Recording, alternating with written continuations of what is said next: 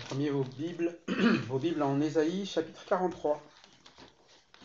Chapitre 43 où nous lirons les 7 premiers versets de ce chapitre.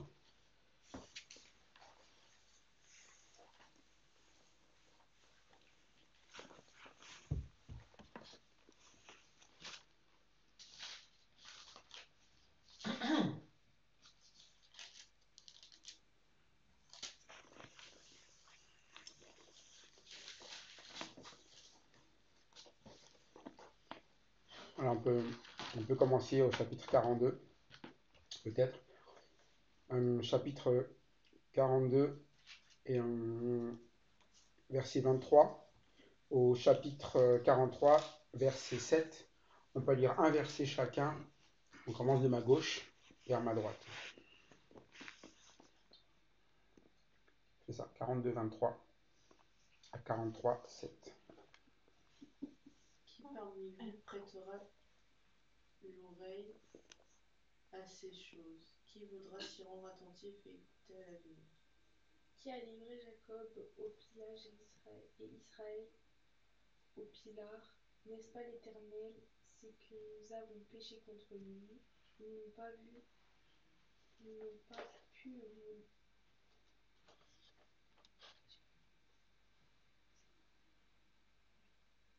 Ils n'ont pas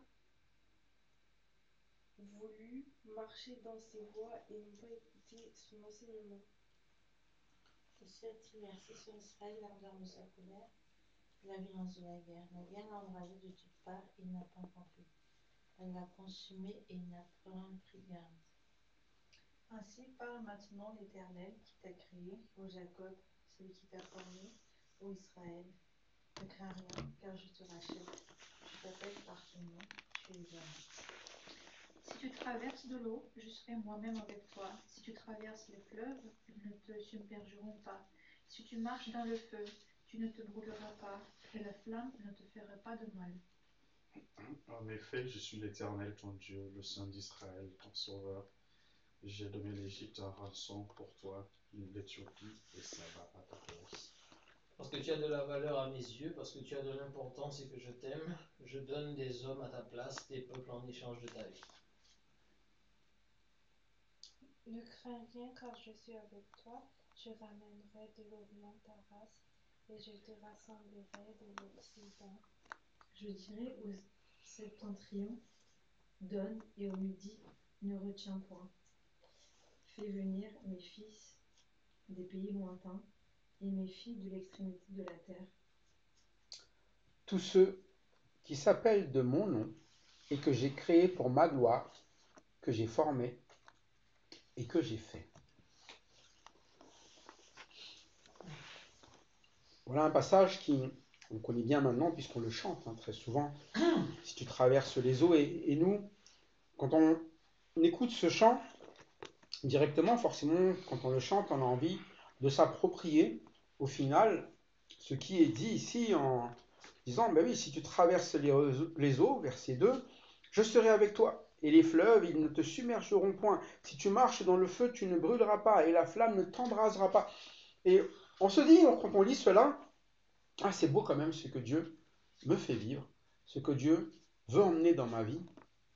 Mais on oublie que ce passage, c'est un passage qui s'adresse à des personnes qu'il appelle des personnes qu'il a rachetées. Il ne s'adresse pas à tous ceux qui le chantent ou tous ceux qui trouvent beau cette musique. Il ne s'adresse pas à tout le monde, il s'adresse à ceux qu'il a rachetés et il a dit « Je t'appelle par ton nom, tu es à moi ». Donc il s'adresse ici à ceux qui lui appartiennent réellement. Et nous, parfois, on le chante parce qu'on se dit, voilà, c'est ce que Dieu doit faire. Mais il dit, mais ça, c'est le privilège de ceux qui m'appartiennent. Parce qu'on vient de le lire juste avant, il y a des gens, ils vivent comme si Dieu n'existait pas. Verset 23 du chapitre 42, il y a des gens qui ne prêtent pas l'oreille à tout ce que Dieu dit. Il y a des gens, comme il le dit, qui ne sont pas attentifs pour écouter. Il a dit, mais dans l'avenir, qui va être attentif ? Dans l'avenir, quand je parlerai, avec tout ce que vous avez vu de ce que j'ai fait par rapport à ceux qui n'ont pas écouté, et là il parle d'Israël qui est livré au pillard, il parle d'Israël qui a péché, il parle d'Israël qui n'a pas voulu marcher dans ses voies, et il dit, mais à l'avenir, qui va comprendre que si vous ne m'écoutez pas, je ne serai pas avec vous en fait. Vous serez pillés. Vous ne voulez pas marcher dans ma voie, et bien à un moment donné, vous serez livrés. Et quand vous êtes livrés à des pillards, c'est que tout ce que vous avez, tout ce qui est peut-être précieux pour vous, vous le perdrez. Et parfois, ce qui est précieux, ce n'est pas qu'une question financière. Quand je dis les finances, ce n'est que quelque chose qui est utile à des fins. Et ce sont ces fins-là. La fin, c'est que tout le monde veut être heureux, tout le monde veut le bonheur. Et souvent, on se dit, si j'ai des moyens, je serai heureux. Mais Dieu dit, mais si tu ne m'as pas, tu seras pillé de ton bonheur au final. Tu seras pillé de ce que toi, tu penses avoir par tes propres moyens. Mais c'est pour ça qu'il dit, mais qui sera attentif à l'avenir? Vous voyez bien, ils ont essayé de faire sans moi, ils ont essayé de marcher dans leur propre voie, et ils ont tout perdu. Et marcher dans ces voies, c'est quoi? Verset 24, dernière phrase. Quelle est une personne qui marche dans ces voies, qui va se faire piller? Ils n'ont pas quoi? Ils n'ont pas écouté son enseignement. Il précise bien, c'est facile à reconnaître. Ce n'est pas des personnes aléatoires, c'est des personnes, vous savez qu'ils ont reçu l'enseignement, ils ont préféré quoi? Ne pas l'écouter. En fait, c'est tout. C'est pour ça que on ne va pas s'approprier quelque chose, alors qu'à un moment donné, on nous a dit, c'est pas pour vous. Vous serez pillés, c'est-à-dire vous ne recevrez pas ces choses-là, et vous recevrez quoi? Verset 25, l'ardeur de sa colère, la violence de la guerre.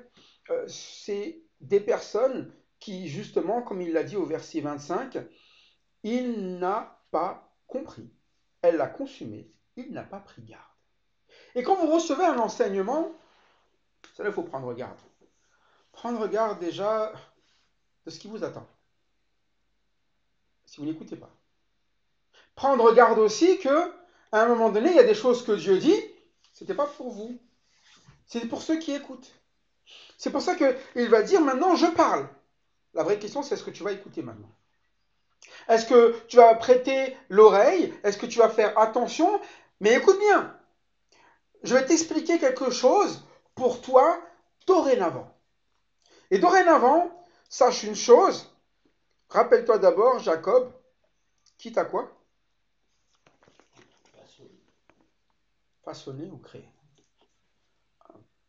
Parfois, on dit, oui, et là, c'est notre façon de penser, Dieu est le créateur. Oui. Et là, on se dit, parce que tu crois qu'il est le créateur, forcément, tu es avec lui. Non, rappelle-toi d'abord qui t'a créé. C'est pas aléatoire. Tu viens pas de rien. Quand quelqu'un a créé quelque chose, il avait un objectif quand même. Vous n'avez jamais vu un inventeur, il a dit, j'ai créé ça, je ne sais pas à quoi ça sert. Quand il crée quelque chose, il y a un objectif. Il dit, j'ai créé ça parce que ça va faire ça. Et pour nous, il dit, mais rappelle-toi à un moment donné que celui qui parle, c'est celui qui t'a créé, c'est l'Éternel, et je t'ai créé, et je t'ai aussi quoi? Façonné ou formé. Pourquoi il explique ça? Quand vous créez quelque chose, oui, quand vous façonnez, vous posez des choses dedans, vous mettez les choses au bon endroit, et vous savez comment fonctionnent toutes les choses qui sont à l'intérieur. Si vous avez déjà à un moment donné, ne serait-ce que essayer de monter quelque chose dans un Lego, vous savez quand vous essayez de faire des choses avec le Lego vous-même, pourquoi vous mettez les choses à tel endroit. Ah, mais c'est pour soutenir ça, ça si tu l'enlèves, ça casse, ça. En fait, c'est ça. Mais il dit, d'abord, celui qui entend, rappelle-toi une chose, pour toi, je suis ton créateur, celui qui t'a formé. Grosso modo, je sais pourquoi je t'ai créé et je sais comment je t'ai constitué. Pourtant, quand nous regardons, nous ne sommes pas identiques. C'est vrai qu'il a créé l'homme et la femme, mais il les a créés différents. Et nous aussi, il nous a créés Différent. Donc, il sait comment on fonctionne, il sait que nous sommes différents, mais il sait une chose, c'est que chacun d'entre nous, nous n'avons rien à craindre lorsque une seule chose arrive dans notre vie. À quoi est-il destiné? Vous êtes créé, vous êtes formé, et vous n'avez plus rien à craindre maintenant, parce que vous êtes quoi maintenant? Racheté. C'est là où on se dit, mais attends, en fait, c'est pas juste d'être une créature, c'est pas juste que Dieu nous a fait, c'est qu'il a accompli quelque chose qui fait qu'on va vivre ce pourquoi on doit vivre, c'est-à-dire ne pas craindre. Et tu vis ce ne pas craindre que si tu acceptes d'être, que si tu as été quoi? Racheté. Et c'est là qu'on va comprendre pourquoi les hommes ont peur, les hommes craignent, c'est parce que ils ne sont pas rachetés. Ils sont des créatures, ils sont formés, mais quand vous rachetez quelque chose, qu'est-ce que ça veut dire? Si vous devez vous racheter quelque chose, si moi je vous dis, moi je vais racheter cette tasse, ça veut dire que cette tasse, elle est... Mais seulement quand je l'ai... Ça veut dire qu'à un moment donné, elle appartenait à... Et c'est le problème des hommes, c'est qu'il a dit, j'ai créé, je vous ai formé, et jusque-là, vous ne m'apparteniez pas. Et c'est ça, quand on regarde les humains, ils ont été créés, formés, mais on a l'impression qu'ils n'appartiennent à personne. Ils sont livrés à eux-mêmes, au final. C'est-à-dire comme s'ils n'avaient pas à rapporter à quelqu'un, à demander à quelqu'un, à savoir ce que voulait quelqu'un, parce que quand vous appartenez à quelqu'un, c'est cette personne-là qui décide les choses pour vous. Si à un moment donné, j'ai quelque chose qui m'appartient, si j'ai une voiture qui m'appartient, c'est moi qui décide de ce que je vais en faire. Mais si c'est la voiture de quelqu'un d'autre, est-ce que même je peux rentrer dedans? Non. Est-ce que même je peux la conduire, l'amener, la diriger? Et ça, c'est moi en tant qu'humain, mais c'est la même chose dans la vie des hommes. Tant qu'il n'y a pas ce rachat, en réalité, il n'appartenait pas à Dieu. Et si vous n'appartenez pas à Dieu, il y a tout à craindre. Parce que l'homme a été créé et formé pour Dieu. Et si quelque chose est créé, il n'accomplit pas ce pourquoi il a créé, il y a de quoi craindre. Si vous avez un objet chez vous que vous avez acheté pour qu'il ait une fonction et que ça ne marche pas, qu'est-ce que vous faites? Puis vous jetez et vous le renvoyez de là où il vient. Et c'est pour ça qu'à un moment donné, quand il dit, mais je t'ai créé. Dire à un moment donné, c'est pour une raison que je t'ai créé. Quand il dit à un moment donné, je t'ai formé, j'ai dit, je sais comment je t'ai fait pour que tu fonctionnes correctement. Et pour que tu fonctionnes correctement, d'abord il faut que tu sois à moi. Il faut que je te rachète. Il faut que ta vie m'appartienne. Il faut que, à un moment donné, tes décisions, tout cela ne t'appartiennent pas. Mais comme il dit, je t'appelle par ton nom, c'est-à-dire qu'au final, c'est moi qui décide comment tu vas t'appeler. Mais parce que quoi? Tu m'appartiens. Et c'est ça la question, est-ce que vous appartenez à Dieu? Ou vous appartenez à vous-même? En tout cas, à ce que nous pensons. Mais il dit, quand il nous donne un nom, il nous appartient. Et ce qui est bien, c'est que dans ce monde, normalement, au démarrage, personne ne choisit son nom. Si vous avez votre nom, qui l'a choisi? Vos parents, celui qui vous a recueilli. Et c'est là où on voit à un moment donné, c'est quand Dieu il recueille, il dit mais je t'ai donné un nom, et c'est lui qui décide. Si vous avez donné un nom que vous n'aimez pas, c'est pas votre problème. C'est lui qui a choisi. C'est pour ça que parfois on a dit, moi je veux changer de nom. Oui, donc tu n'as pas apprécié le choix qu'a fait. Et parfois on n'a pas apprécié le choix que Dieu a fait de nous. Il n'a pas apprécié le nom qu'il nous a donné, ou ce que nous sommes, comment nous avons été formés, et comment nous avons été créés. Et c'est là que le monde est, c'est qu'il blâme à chaque fois les choix de Dieu pour nous. On blâme Dieu de où est-ce qu'on est né. On blâme Dieu même parfois d'être un homme ou une femme. Mais un homme et une femme sont formés de manière différente. Et vous pouvez faire ce que vous voulez biologiquement, ça ne va jamais changer. Hein.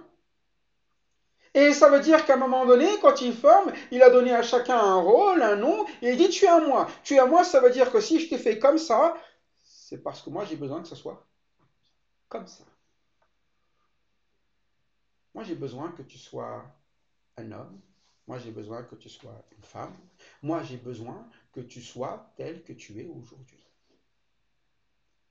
Pourtant, nous, on est très humainement parlant, on se dit, ah, les hommes, ça sert à rien, les femmes, ça sert à rien, personne ne sert à rien, je ne sers à rien, je ne sais pas ça, moi je voulais faire ci, moi je voulais faire ça. Mais à un moment donné, c'est comme si celui qui a créé a fait les choses comment? Mal. C'est comme si celui qui a formé a mal formé. Donc, ça veut dire qu'être un homme, c'est une malformation, et une femme, c'est être une malformation. Et d'ailleurs, c'est le langage aujourd'hui, hein, c'est une malformation. Je me sens être différent. Vous vous rendez compte que c'est la lutte aujourd'hui, pourtant, à un moment donné, Dieu a bien formé les choses. Et d'ailleurs, ça fonctionne très bien quand on fait ce que Dieu dit et quand on est ce que Dieu veut. Et c'est pour ça que c'est à ces personnes qui ont accepté d'être rachetées par Dieu maintenant et utilisées par Dieu tel qu'il était, c'est à lui qu'il dit quoi? Si tu traverses les eaux. C'est-à-dire que si tu es créé, formé, racheté, et que tu acceptes ce que tu dois être et que tu lui appartiens, maintenant tu peux quoi? Vivre la suite. Et c'est pour ça que très souvent on veut vivre la suite, mais on n'accepte pas quoi? La première partie. D'abord d'être à qui? D'être à Dieu. Donc de le laisser choisir notre vie et ce qu'on a à faire dans notre vie. C'est seulement après qu'il dit quoi? Si tu traverses les eaux, je serai avec toi. Jusqu'à maintenant, tu étais tout seul. Tu n'étais pas à moi. Et tu peux vivre les choses en chantant tout cela, mais je ne suis pas avec toi. Mais là, il dit, je serai avec toi. Et les fleuves, ils ne te submergeront point. Si tu marches dans le feu, tu ne te brûleras pas. Et la flamme ne t'embrasera pas. Et ça, c'est une promesse pour ceux qui sont à lui. Pour ceux qui acceptent que ce soit lui qui décide les choses dans sa vie. C'est pour ça que souvent, nous, on prie, cela dire, Seigneur, s'il te plaît, sois avec moi. Mais il a dit, mais moi, j'ai déjà promis d'être avec toi. Je l'ai déjà promis. C'est toi qui, comme il a dit, qui ne veut pas tendre l'oreille, qui ne veut pas écouter mon enseignement, et tu ne veux pas vivre comme tu dois vivre en tant que personne que tu es. C'est pour ça qu'à un moment donné, souvent, on se dit, mais Dieu a mal formé mon destin. Et moi, si j'avais été David, un roi, j'aurais mieux fait. Si j'avais été du temps d'Israël, j'aurais mieux fait. Si j'avais... Et on a plein d'exemples où on pense qu'on aurait mieux fait que les autres. Ah, si j'avais été Adam, j'aurais mieux fait. Mais il t'a formé aussi dans le temps qu'il a voulu. Pour aujourd'hui. Pour maintenant. C'est pour ça que ce message, il est dit, ainsi parle quand l'Éternel? Maintenant. C'est au moment où tu l'entends que vient ce côté où tu dois te dire, mais en fait, qu'est-ce que je suis pour l'Éternel et qu'est-ce qu'il attend de moi? Est-ce qu'il attend de moi d'être un roi? Mais je ne suis pas roi. Est-ce qu'il attend de moi d'être père? Mais je ne suis pas père. Mère, je ne suis pas mère. Est-ce qu'il attend de moi, ni attend de toi d'être ce que tu es exactement aujourd'hui pour écouter ce qu'il dit et être à fond dans ce qu'il attend de toi, ce qu'il a formé jusqu'à maintenant? Parce que c'est ça qu'on Dieu forme. En réalité, dans notre situation actuelle, c'est à ce moment-là qu'il attend une écoute. C'est pour ça que Paul, par exemple, quand il a entendu la voix du Seigneur, c'était le moment. Au moment où il a entendu, jusqu'à maintenant il a écouté, mais au moment où il a entendu, sa vie elle a changé. Il a été exactement, comment il dira Paul? J'ai été appelé même dans le ventre de... Il a compris en fait. J'ai été formé là, mais en fait je t'ai formé pourquoi? Pour aujourd'hui, ce que je dois être. Et sa vie, il a compris à quoi elle servait, et il n'était pas en train de se demander, je ne comprends pas ma vie, je ne comprends pas qu'est-ce que je fais en prison, je ne comprends pas les choix de Dieu, je ne comprends pas. Il a tout compris. À chaque fois qu'il est quelque part, il dit, mais je sais, dès le début, il m'a fait pour ce que je suis aujourd'hui. Est-ce que nous le croyons? Est-ce que nous croyons que ce que nous sommes aujourd'hui est exactement ce à quoi l'Éternel voulait nous ramener? Mais cela, il faut qu'on écoute. Il faut qu'à un moment donné, on soit ces personnes qui étaient rachetées, et rachetées comprenant bien que nous appartenions à quelqu'un d'autre. Et que tant que notre vie n'est pas à Dieu, elle n'est pas accomplie. Nous sommes juste des créatures, mais qui n'appartenons pas. Et nous ne traverserons pas les choses qui sont si difficiles avec lui. Nous serons plutôt quoi? Submergés, nous serons embrasés. Et c'est là, quand quelqu'un est submergé, il se noie. Hein. Et quand quelqu'un se noie, vous savez comment il se débat. Tout est... J'arrive plus à voir l'eau. Je suis au-dessus là, j'arrive plus à me relever, je suis en dessous plutôt, j'arrive plus à sortir de mes situations, je suis une impasse, tout est terrible, et là tout brûle, tout est difficile, tout est... Et c'est ça le souci. Mais c'est pour ça qu'il dit, mais il faut que je sois avec toi, mais pour être avec toi, il faut que tu sois avec moi. Car, verset 3, je me présente à toi. Pour toi, je dois être qui? Verset 3, je suis l'Éternel. Ma relation avec toi, c'est que je suis qui? Ton Dieu. Pour nous, parfois on ne comprend pas trop ce que c'est que ton Dieu. D'ailleurs, les hommes, quand ils parlent de Dieu, ils parlent toujours de quelque chose de très nébuleux. Et quand il dit ton Dieu, c'est simple. Hein. Un Dieu, quand il parle, ben, tu l'adores, ce qu'il dit, ce qu'il fait, ce qu'il choisit. Tout est, non pas à discuter, mais à c'est le principe du Dieu. C'est pour ça que nous, quand on crée des dieux, c'est ça l'idolâtrie, on fait des choses pour les suivre, pour les vivre, parce qu'on pense qu'à ça, on n'aime que ça, on ne veut voir que ça. Et c'est ça, en fait, ce qu'on appelle de l'idolâtrie. Mais lui, il dit, moi, je suis ton Dieu. C'est-à-dire que ce qui va être bon, ce qui va être juste, ce qui va être à vivre, c'est ce que moi, je déciderai pour toi. Et c'est pour ça que parfois, les gens, quand ils disent, je veux rendre gloire à Dieu, ils ne savent même pas ce que ça veut dire. Rendre gloire à Dieu, c'est qu'à un moment donné, je vais rendre à Dieu sa place quand même. Et sa place, c'est que c'est lui qui décide. C'est pas moi qui décide de ce qui est glorieux. C'est pour ça que très souvent, nous sommes là, nous sommes disant, ah mais qu'est-ce que tu fais? Moi, je fais ça pour Dieu. Mais il t'a demandé ça? Ah mais c'est pour lui quand même que je le fais. Mais pour lui rendre gloire, il faut que ce soit les choses qu'il décide, qu'il veut qu'il tu vives. C'est ça qu'il va faire. Oh, c'est grâce à Dieu que ces choses-là sont bonnes. Mais parfois, on est là, on dit ça, moi, je fais ça pour Dieu. Mais il ne m'a jamais demandé ça. Oui, mais je fais quand même pour lui. C'est pour ça qu'il dit, je suis ton Dieu. Quand c'est un Dieu, c'est lui qui va dire, voilà exactement ce que j'attends de toi. Et c'est pour ça qu'il est dit à un moment donné, voilà ce que j'attends de toi. Que tu considères d'abord quoi? Que je suis le Saint d'Israël. En Israël, pour Israël, la vie parfaite, c'est la vie de qui? C'est la mienne. C'est celle de Dieu. Les décisions parfaites, c'est les décisions de qui? Tout ce qui est bon, tout ce qui est parfait, c'est uniquement en qui? C'est vraiment ça. C'est-à-dire qu'à un moment donné, c'est sûr que quand il va parler, on ne va pas être là en train de se dire, je ne sais pas, je vais voir si je vais le faire. Mais c'est ce qui est parfait. Parce que nous, les humains, ce que nous considérons comme saint, c'est quelque chose que nous aimons. Et on dit à Dieu, voilà ce qui est saint. Voilà ce que je veux faire. Mais lui, il dit, mais moi, je sais ce que je veux que tu fasses. Et tu ne peux pas le faire.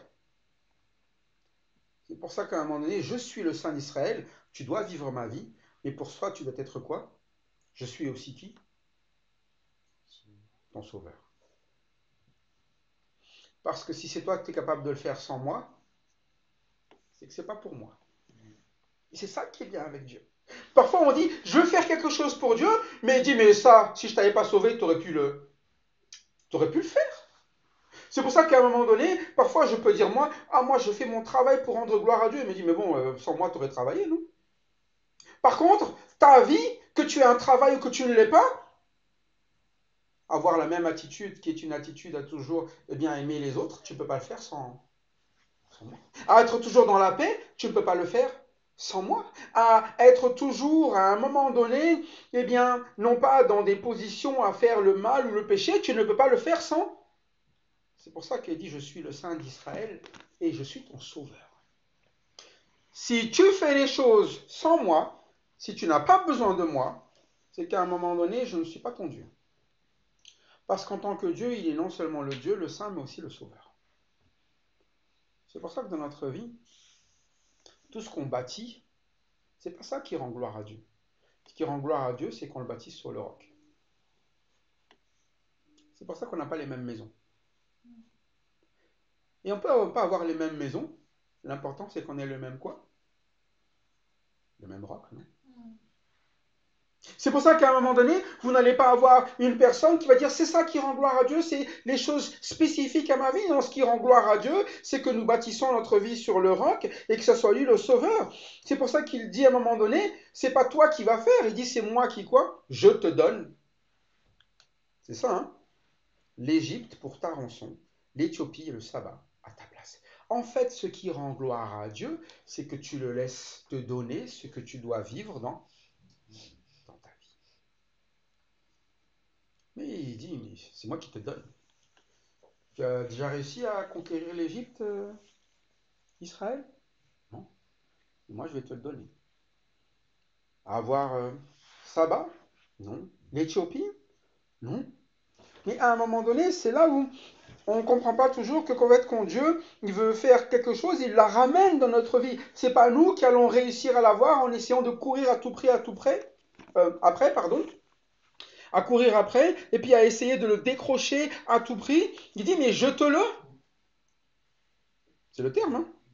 Je te donne. Je donne. C'est pour ça qu'à un moment donné, c'est difficile pour l'homme, tout cela, parce que l'homme n'accepte pas, dire, mais si j'appartiens à Dieu, ça veut dire qu'il faut que j'accepte qu'il s'occupe de moi. Et c'est vrai que ça a l'air beau, nous on aime bien qu'on s'occupe de nous, mais c'est pas vrai toujours qu'on aime bien qu'on s'occupe de nous. C'est un peu comme un enfant, il n'aime pas toujours qu'on s'occupe de lui, il dit quoi? Laisse-moi faire. Je veux faire quelque chose pour toi, laisse-moi faire. Il dit non, non, non, c'est moi qui m'occupe de toi. C'est moi qui te donne, c'est moi qui te sauve, c'est moi, et j'ai un objectif pour toi, c'est que tu sois saint, et pour ça, il faut que je sois ton Dieu. Et je t'ai créé, et formé, et racheté pour ça. Il ne nous a pas rachetés pour que nous menions la même vie qu'auparavant, comme si nous n'étions pas à lui. C'est pour ça qu'à un moment donné, quand on entend la parole de Dieu, on doit vraiment écouter, de se poser la question, mais en fait, qu'est-ce qu'il veut pour moi, et non pas qu'est-ce que je veux lui amener. Parce que ça, c'est dans toutes les religions, on est tous là en train d'essayer de réfléchir à qu'est-ce qu'on veut amener à Dieu, mais il n'a pas dit réfléchissez pas, moi je vous ai déjà dit ce que je voulais. Hein. C'est pour ça que ça ne sert à rien d'essayer de dire je vais chercher qu'est-ce que Dieu veut. Et il a dit je veux. Je veux, à un moment donné, que quand je parle, tu fasses quoi? Donc dans le moment où je parle, si tu dis que tu vas faire quelque chose pour ma gloire alors que tu ne viens même pas m'écouter, c'est un peu mytho, hein. Parce que moi j'ai été clair sur le sujet, c'est que à partir de moment, il faut être attentif à ce que je dis. Donc si je dois choisir à l'écouter ou à faire autre chose, théoriquement le choix devrait être facile, puisqu'il a indiqué déjà ce qu'il voulait. Mais là, c'est là où on dit, mais moi je veux pas que tu fasses comme ça, je veux que tu fasses autrement. Ah bah tu te sauves toi-même alors. Ah tu sais faire les choses toi-même, tu n'as pas besoin de Dieu en fait. Quand tu ne viens pas écouter Dieu, c'est que tu n'as pas besoin de... Tu n'as pas besoin de Dieu. C'est là où on voit vraiment les gens quand ils sont dans totale indépendance par rapport à Dieu. C'est qu'au final, ils choisissent quand ils veulent écouter Dieu. C'est un Dieu à la carte. Et là, ils disent, mais quand même, Dieu est avec moi. Non, c'est pas vrai. Il est avec ceux qu'il a rachetés, ceux qui sont à lui, ceux qui veulent vivre réellement la vie qu'il veut leur donner. C'est pour ça qu'ils viennent toujours à l'écoute. C'est pour ça que Ésaïe est là pour leur amener cette parole systématiquement pour qu'ils écoutent. Et c'est pour ça qu'il dit, ainsi parle maintenant l'Éternel. Tu veux écouter ou tu ne veux pas? Écoutez. Et qui va écouter à l'avenir? Est-ce que vous allez écouter ou ne pas écouter? En tout cas, à un moment donné, ne mets pas en doute quelque chose. Parfois, on se retrouve dans le malheur et on se dit, ah, l'Éternel m'a abandonné, Jacob a été pillé, Israël, il n'y a plus rien. Il dit, mais est-ce que Dieu l'a abandonné? Non. Il précise, verset 4, tu as du prix à mes yeux. Parce que parfois, on se dit, ah, mais Dieu, c'est dur quand même la vie avec lui. On dirait qu'il ne me laisse pas faire ce que je veux. Non, il va expliquer. En fait, tu as des prix à mes yeux. Vous avez des choses de valeur chez vous? Comment vous en occupez? Vous le laissez dehors traîner? Vous faites quoi? Vous regardez sous vos yeux? Vous vous mettez à l'abri? Non?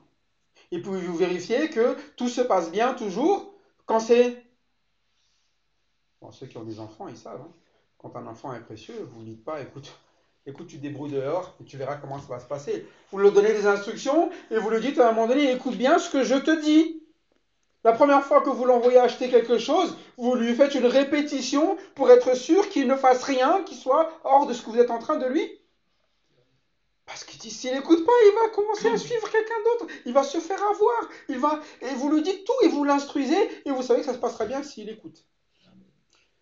Moi, je l'ai déjà raconté, mais quand même, j'ai dit, je sais toujours, la première fois que mon père m'a envoyé chercher quelque chose, c'était une répétition.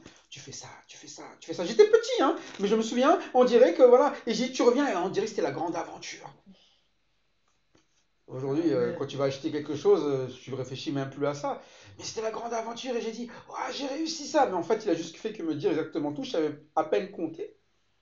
Et c'est là où on voit que c'est ça la vie avec Dieu. C'est qu'à un moment donné, on a des victoires, mais c'est uniquement grâce à quoi? Grâce à ce qu'il nous...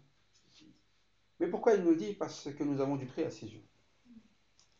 Parce qu'à un moment donné, s'il ne nous dit rien, on va se faire avoir à tous les coins de rue si on arrive même à l'endroit où on doit être censé aller. Quoi. Hein, c'est ça, les instructions ne parlent pas à des inconnus. Tu sais ce que les inconnus vont te dire? Ils n'ont aucun prix à ses yeux, mais en tout cas pas dans ce genre-là. Donc lui, il va te dépouiller. Il ne va pas bien te laisser vivre. Il dit, mais moi, tu as du prix à mes yeux.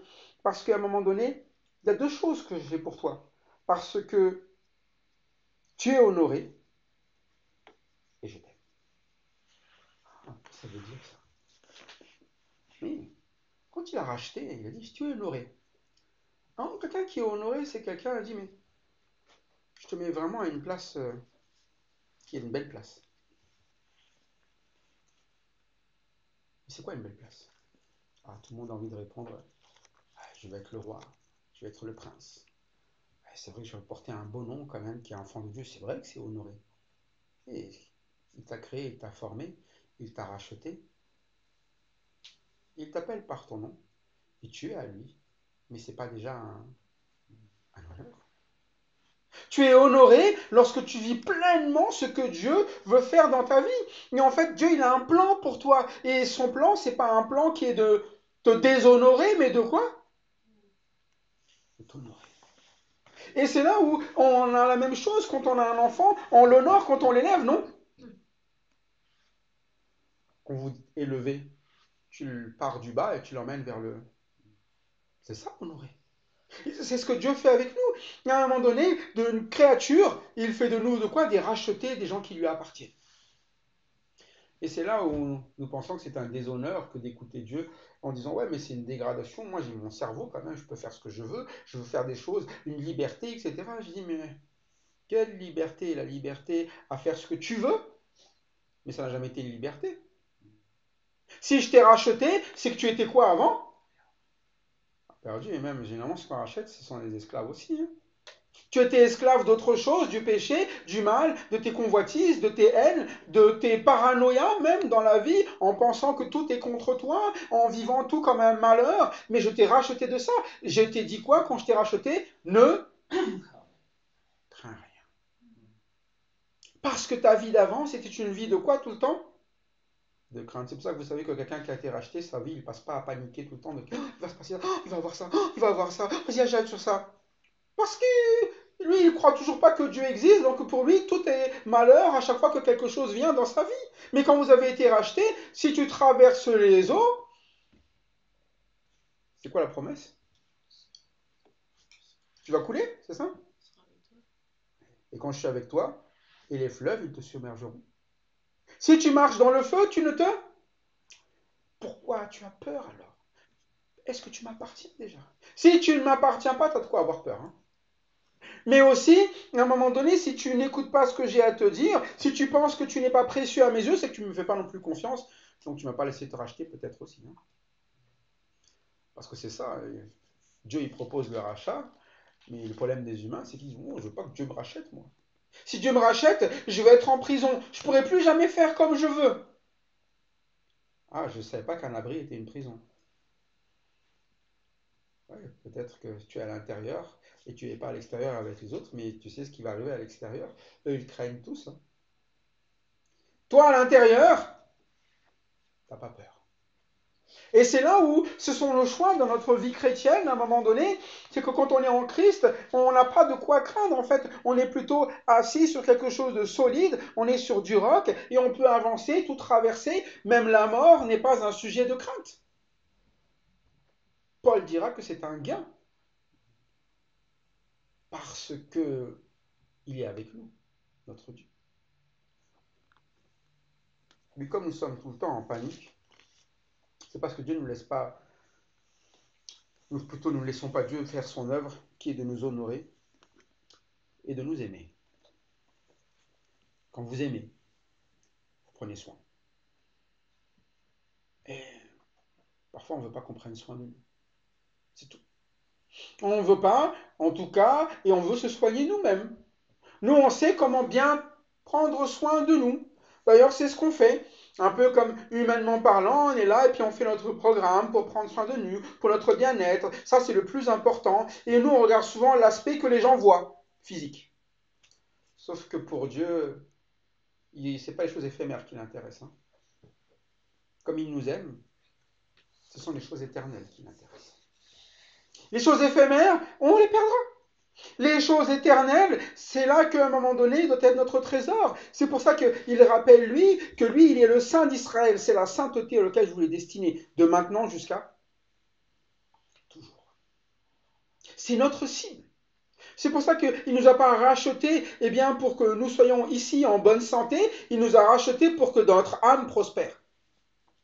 Parce que dans le ciel, il n'y aura pas de corps, il n'y aura que l'âme. C'est pour ça que quand il s'adresse à tout le monde de manière identique. Il leur parle du prix, il parle de cet amour, et il a dit, je donne même des hommes à ta place et des peuples pour ta vie. C'est-à-dire qu'à un moment donné, quand tu es à moi, ce que deviennent même ceux qui ont refusé, sont peu de valeur par rapport à ce que j'ai racheté. La Bible dit qu'il a créé le méchant même pour le malheur. C'est-à-dire qu'à un moment donné, ne pensez pas que Dieu considère de la même valeur ceux qui sont à lui et ceux qui ne sont pas à lui non plus. Ça peut paraître dur, mais c'est comme nous tous. Il y a ce qui est à nous et ce qui est aux autres. Moi, j'ai toujours mon oncle, il me fait toujours rire parce qu'à la fois, il me dit, elle est belle cette voiture. Il dit, moi, je la trouve moche. Pourquoi? Elle dit, parce qu'elle n'est pas à moi. Il est sur ça. Il préfère toujours tout ce qui est à lui. Moi, c'est à moi, je préfère ce qui est à moi. Ce qui est aux autres, c'est... Mais c'est ça, en fait. C'est qu'à un moment donné, quand c'est lui, il va en faire quelque chose de quoi? De beau. De magnifique. C'est pour ça qu'à un moment donné, lui, son objectif, c'est cela. Ce qui est à l'extérieur est totalement secondaire. C'est pour ça qu'à un moment donné, il ne dédaigne pas ce qui est à l'extérieur, mais il dit, si tu veux être beau, tu dois passer de l'extérieur à où? À l'intérieur. Et je te rachète. Je te rachète. Mais soit tu es racheté, soit tu es délaissé, livré le terme, pour être dépouillé. Mais c'est pour ça qu'il va toujours nous rappeler, si nous sommes à lui, verset 5, ne crains rien, car je suis avec toi. Et c'est pour ça que quand nous annonçons la parole de Dieu, la chose importante, c'est qu'il soit avec nous. Mais qu'il soit avec nous, ça implique que nous soyons rachetés, ça implique que nous soyons en train de tendre l'oreille toujours à ce qu'il dit. Parce que si nous nous écartons du Seigneur, en fait, nous nous écartons de ce qu'il dit. C'est toujours ça. Nous donnons d'autres priorités. Et parfois, c'est ça, on dit qu'on appartient à Dieu, mais en fait, notre vie appartient à des choses terrestres, des priorités terrestres.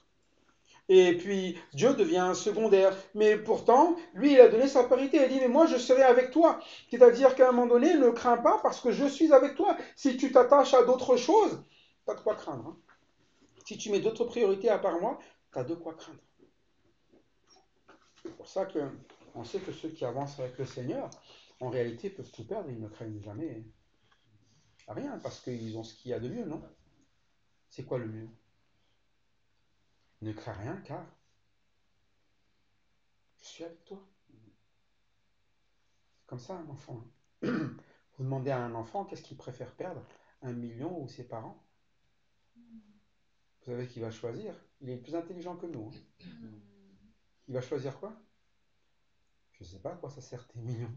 Moi je sais à quoi sert quoi? Les parents. Mais c'est ça la vie avec Dieu. On peut perdre bien des choses dans la réalité, mais il ne faut jamais perdre la relation avec Dieu. Parce qu'à un moment donné, on est là dans sa maison, on lui appartient, et si on lui appartient, lui il nous aime, lui il nous honore, mais qu'est-ce qu'on peut vivre de mieux en réalité? C'est pour ça qu'il amène ce message à des personnes qui sont pillées aujourd'hui, à des personnes qui n'ont pas écouté, parce qu'il a dit, mais aujourd'hui, en réalité, tu ne m'appartiens pas, il faut que je te rachète. Il faut qu'à un moment donné, je te rachète de ta servitude, de tes choix, de tes décisions, de tous ces dégâts que tu vis. Et à un moment donné, c'est pour ça qu'il fait une promesse. Je ramènerai de l'Orient ta race.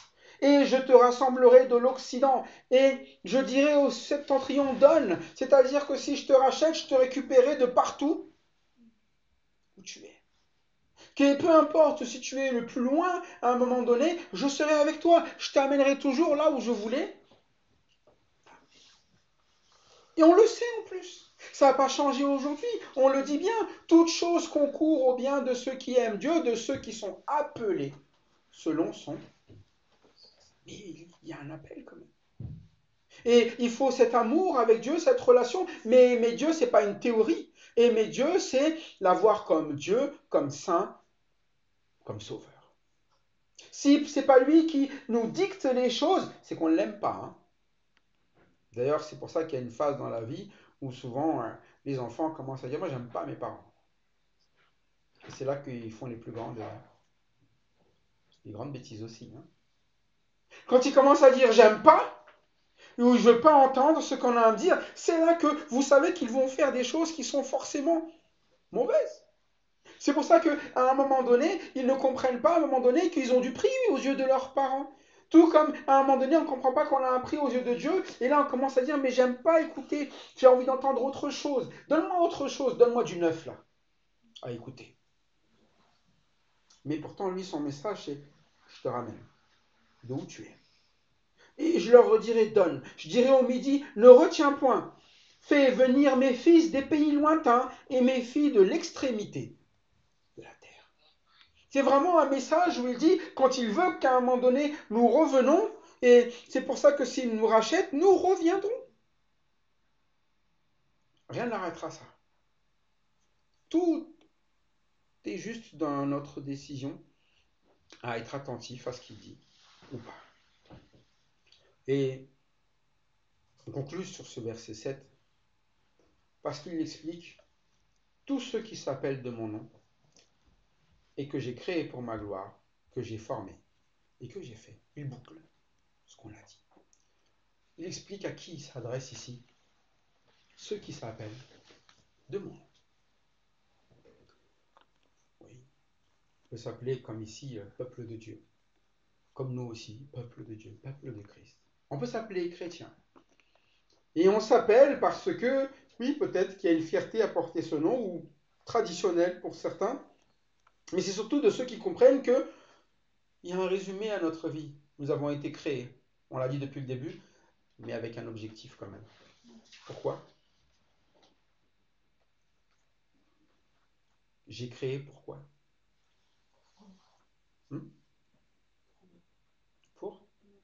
Pour ma gloire. Et c'est là où, vous voyez, il y a tout l'enchaînement au milieu. Nous, on pense toujours qu'il y a un créateur, et après, l'homme se débrouille au milieu. Mais non, je t'ai créé pour. Je t'ai créé, formé, racheté. Je t'ai donné une façon de vivre. Je t'ai mis à l'écoute. Et tout ça, ça ramène à quoi pour moi? Le reste, c'est pas la gloire de Dieu. Hein. C'est pour ça que parfois on est là des électrons libres, on se dit mais je veux rendre gloire à Dieu, mais il a dit mais je t'ai créé pour ma gloire. Ça veut dire qu'à un moment donné, je sais exactement ce que j'ai créé, comment ça fonctionne, pour arriver à quoi? C'est pour ça que quand nous sommes ce que nous sommes, si nous n'écoutons pas ce qu'il dit, on ne pourra jamais dire mais moi je fais ça pour la gloire de Dieu. C'est faux. Je fais ça pourquoi? Parce que ça me plaît. Et c'est là que sont sortis ce qu'on appelle les idoles. Puisque je ne veux pas rendre gloire au vrai Dieu, je veux faire ce qui me plaît, donc je vais créer un autre Dieu. Et c'est ça des dieux. Parfois on se dit des gens, ah ben il a telle activité, c'est son Dieu. Non, c'est surtout pas ça. C'est juste qu'il ne veut pas écouter ce que Dieu a à dire, il a préféré faire C'est pour ça que les hommes, en général, sont idolâtres. C'est-à-dire que dès le moment où ils ne veulent pas écouter ce que Dieu a à dire, c'est un idolâtre. Et il n'y a pas besoin d'avoir une idole formée ici, et bien visible. Ce sont ceux que nous fabriquons avec nos mains, mais qui sont là dans notre tête, c'est-à-dire quelque chose qui répond à ce que l'on a envie, et non pas un Dieu qui nous dit ce qu'il veut pour qu'on le vive. Et c'est pour ça qu'il dit ici, je t'ai créé pour ma gloire, que j'ai formé et que j'ai fait. Et il explique bien, tout ça, c'est l'action de qui? Est-ce qu'à un moment donné, c'est l'homme qui a fait quelque chose? C'est nous qui nous auto-formons? Et c'est nous qui nous faisons? Et parfois, c'est ça, nous sommes là en train de nous former. Dire voilà, le plan que je fais pour Dieu, ce que je vais pour Dieu. Je pense que ça, Dieu, il va aimer. Je pense que ça, Dieu, c'est pour lui. Je pense, mais c'est toi qui formes les choses. Celui qui forme, c'est qui? Je ne pense pas que vous soyez donné votre prénom. Je ne pense pas que vous avez décidé que vous soyez un homme ou une femme. En tout cas, il y en a qui le font. Mais ce n'est pas la vérité. Et souvent, les chrétiens, c'est ça. Ils disent qu'ils font les choses pour Dieu et ils pensent que c'est vrai, mais c'est pas vrai. Dieu ne leur a jamais demandé de faire ça. Ils inventent des histoires, ils s'inventent une vie comme les gens dans le monde qui disent mais moi je suis un ours alors que c'est un humain. Je suis un lapin alors que c'est un humain. Et parfois on se donne un titre, mais Dieu si je t'ai jamais appelé comme ça. Hein. Je t'ai jamais considéré comme ça. Ouvre la parole de Dieu et regarde ce que je fais de toi. Aujourd'hui si tu es un enfant, tu n'es pas un parent. Hein. C'est pas toi qui vas instruire toute la... Mais si tu es un parent, si tu n'instruis pas tes enfants, tu n'aimes pas non plus tes enfants. Hein. Et tu ne les honores pas. Hein. Pourtant, humainement parlant, on pense que ne rien dire à ses enfants, c'est les honorer. Oh, il faut laisser les enfants quand même faire les choses comme ils veulent. Bah, c'est que tu l'aimes pas. Hein. Parce que si tu laisses faire ce qu'il veut, tu laisses se débrouiller sans avoir aucune instruction, eh bien, il va souffrir le petit. Hein. Il ne va pas supporter les différentes situations qu'il va rencontrer dehors. Il ne saura pas à un moment donné comment réagir. Il ne saura pas. Et il n'apprend rien. Donc il ne va pas apprendre non plus. En fait, il dit, oh, mais chacun fait ce qu'il veut. Ah bon? Bah, c'est ce qu'il faut dire à Dieu. Alors Dieu, il a sûrement dit, quand chacun ce qu'il veut, fait ce qu'il veut, c'est une bonne nouvelle. C'est ça qu'il a dit. Le jour où on a entendu dans la Bible, chacun faisait ce qui lui plaisait, ça ressemblait plus à quoi? Catastrophe. Personne ne veut plus écouter. C'est pour ça qu'on est dans une génération, en réalité, le vrai problème, c'est pas que les gens ne portent pas un nom en disant je suis chrétien, c'est qu'à un moment donné, ils veulent plus... Ils veulent bien faire partie de la maison, mais ils aiment bien mettre le désordre à la maison. Hein.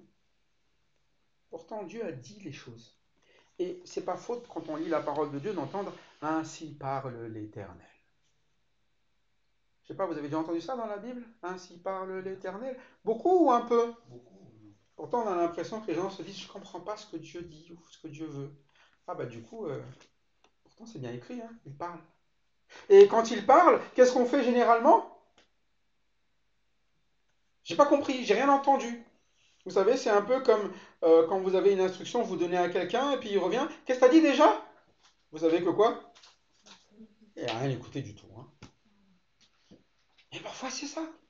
Nous avons beau avoir entendu ce que Dieu a dit, on n'a rien écouté. Et après on se dit quoi? Mais je comprends pas, tu m'as rien dit, tu ne fais pas les choses, tu m'as pas dit. Mais je parle. Et si tu es à moi, c'est là où il faut être attentif à ce que je dis. Voilà pourquoi on répète cela, parce que ce n'est pas notre avis à nous. C'est Dieu qui dit, je parle. Et si tu veux vivre mon rachat, écoute quand je parle. Et ne cherche pas à faire des choses. Toi, c'est moi qui fais les choses, c'est moi qui te donne, c'est moi qui te crée, c'est moi qui te forme, c'est moi qui te fait. Et c'est pour ça que même dans la parole de Dieu, il dit que quand nous sommes créés en Jésus-Christ, nous ne sommes pas créés pour essayer de chercher ce que nous avons à faire. Hein. C'est écrit quoi? Vous avez été créés en Jésus-Christ pour des œuvres quoi? Bonnes qu'il a préparées d'avance. On sait déjà que si on l'écoute, ça va être toujours des œuvres comment? Il n'y a pas de mauvaises œuvres en face. Hein. C'est pour ça qu'à un moment donné, juste apprécions ce que Dieu fait de nous aujourd'hui et écoutons ce qu'il a à nous dire. Et c'est un Dieu qui est bon et qui façonne non pas pour le mal, mais pour nous honorer parce qu'il nous aime. Et si vous croyez réellement que Dieu vous aime, eh bien, laissez-le simplement vous aimer. Pour ça, c'est à lui de prendre soin de nous et de choisir pour nous ce qui est bon. Que Dieu donc soit celui qui soit honoré, non seulement de nos bouches, peut-être du nom que nous portons, mais surtout de ce que notre vie soit à sa gloire, parce que c'est la vie qu'il nous a donnée pour vivre sa parole aujourd'hui. Ainsi nous serons nous-mêmes honorés, et lui aussi honoré, pour le Dieu qu'il est, unique et puissant, et qui n'est pas un menteur, comme le sont les hommes. À Dieu seul la gloire, donc, en Jésus-Christ. Amen. Amen.